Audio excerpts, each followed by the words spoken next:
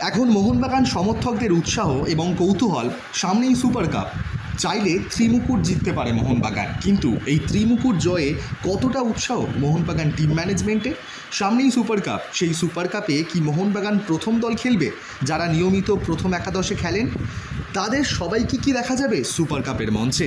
সেদিকে একটা কৌতূহল রয়েছে সমর্থকদের। তবে সেই সব সমর্থকদের উদ্দেশ্যেই বলে রাখি, মোহনবাগান তাদের নিয়মিত 6 বিদেশিকে কিন্তু সুপার কাপে না খেলানোর সিদ্ধান্ত নিয়েছে।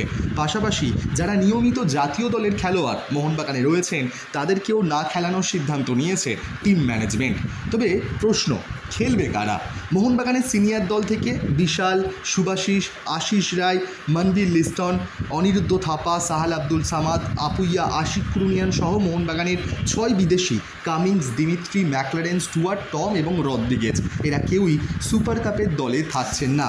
সিনিয়র দল থেকে নুনো রেস, দীপক টাংরি, গ্লেন মার্টিন্স, অভিষেক সূর্যবংশী, দীপেন্দু বিশ্বাস, আর সানোয়ার, রবি বাহাদুর, ধীরাজ, সুয়েল ভাট এদেরকে দেখা যেতে চলেছে। পাশাপাশি এই ফুটবলারদের সঙ্গে দেখা যাবে মোহনবাগানের রিজার্ভ আরএফডিএল দলের বেশ কিছু ফুটবলারকে, যার মধ্যে অন্যতম এমসাং, টাইসাং, আমনদীপ, দর্জি তামাং, রাজ বাসফোর, শিবাজিৎ, প্রিয়াংশু এদেরকে।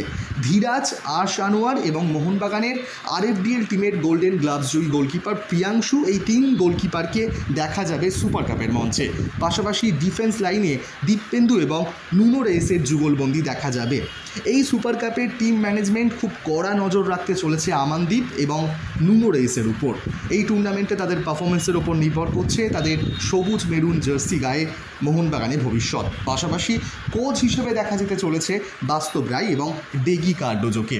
অপরদিকে সুপার কাপের প্রথম ম্যাচে চার্চিল ব্রাদার্স নাম তুলে নেওয়ার কারণে মোহনবাগান বাই পেয়ে যাওয়ার কথা, কিন্তু সূত্র মারফত খবর আই লিগের আরও একটি দলের সঙ্গে কথাবার্তা চলছে। এআইএফএ অফার দিয়েছে, তারা যদি খেলতে রাজি হয়, এখন কোন দল সেটা ডিসাইড হয়নি, তাহলে মোহনবাগান তাদের প্রতিপক্ষ পেয়ে যাবে। মোহনবাগানকে বাই না, তাহলে জিতেই পরবর্তী রাউন্ড মানে কোয়ার্টার ফাইনালে প্রবেশ করতে হবে।